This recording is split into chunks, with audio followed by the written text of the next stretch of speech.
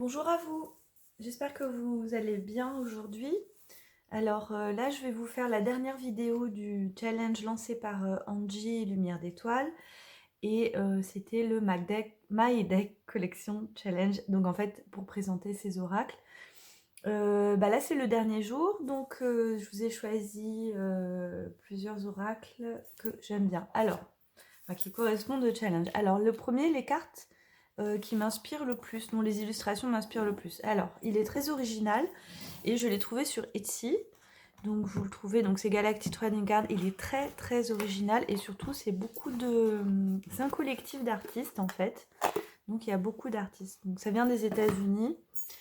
Il y a énormément de cartes. Et puis, alors, bon, peut-être même c'est le plus original, mais je vais vous en montrer un autre pour cette section-là. J'ai pas du tout compris le système parce que il est pas simple, mais c'est pas grave. Il y a tout un système assez complexe de tirage. Mais c'est vraiment pas grave parce que, d'ailleurs, il le dit lui-même. D'ailleurs, si vous voulez, vous avez au dos, vous avez de toute façon les lectures et les citations. Voilà, il y a une citation de Khalil Gibran, si vous connaissez, c'est magnifique ce qu'il écrit, cet auteur. Voilà, bon, après, il y a plein de symboles, plein de trucs. Voilà, c'est en lien à l'astrologie maya, au yiking, etc. Bon, voilà, et là, alors, c'est magnifique, quoi. Il y a des très bons illustrateurs. Bon, il y a vraiment de tout, puisque... Alors, je vous ai déjà fait une présentation, comme d'habitude, je ne vous refais pas une présentation. Donc, si vous fouillez un peu dans les vidéos, vous le retrouvez. Je l'avais acheté l'an dernier, voilà. Donc, ça, c'est celui qui m'inspire le plus, parce qu'il est très diversifié, et c'est ce qu'on appelle le l'art visionnaire, et je suis très très fan, et d'ailleurs, en fait, j'en fais aussi, c'est l'art visionnaire, voilà. Surtout, par exemple, Marie-Madeleine, ça, c'est l'art visionnaire, je ne rentre pas dans les détails. Hop.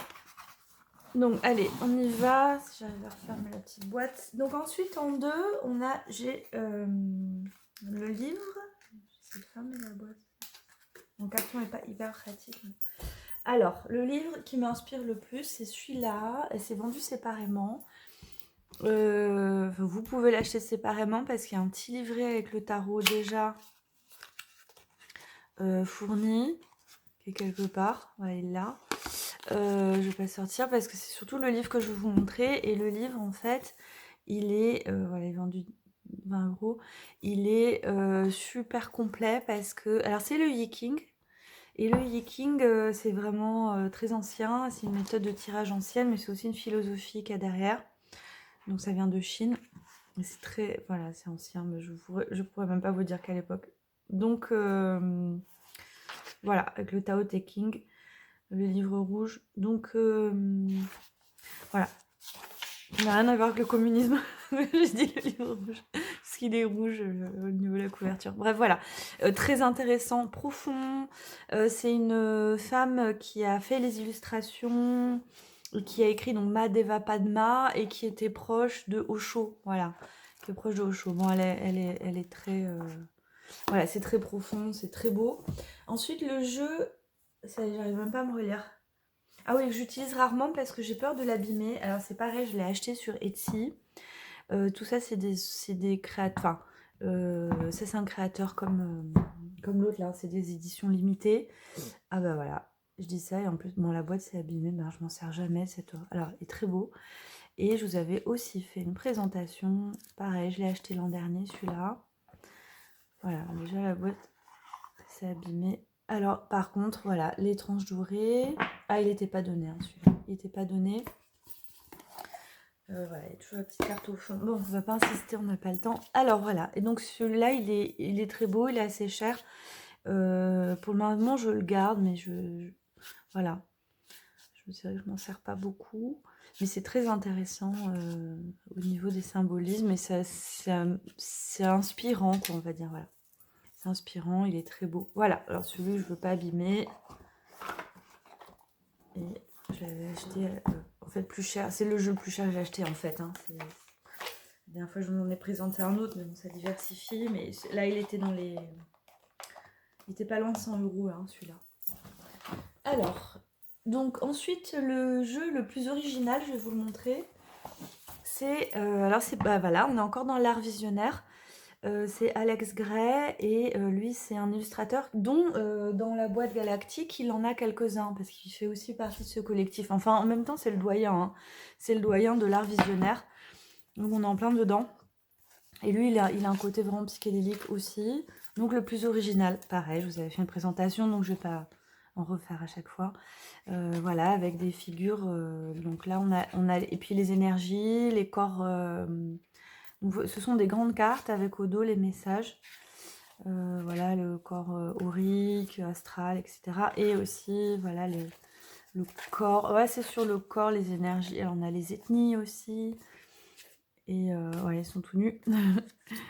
Et au dos, on a voilà, le nerveux système. Donc, ça, c'est vraiment plus original. Très intéressant.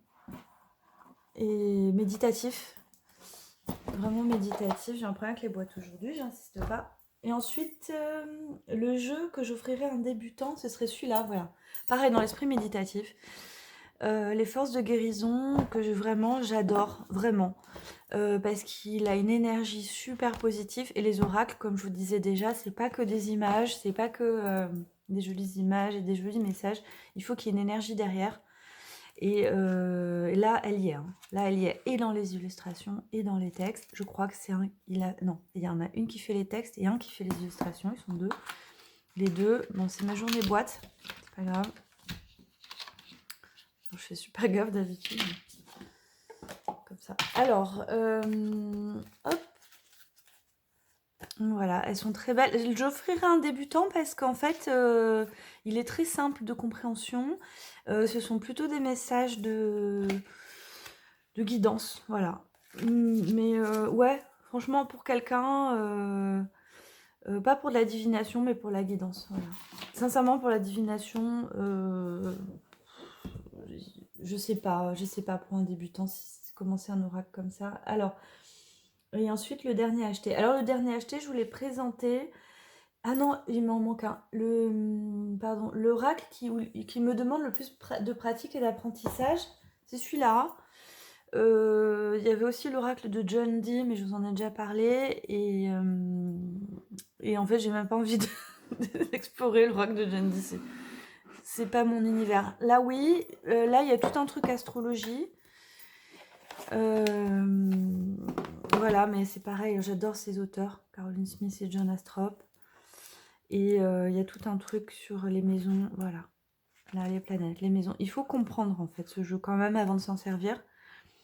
Vous voyez, il y a aussi au niveau des figures. Voilà, et il y a des séries en fonction voilà, des planètes dominantes.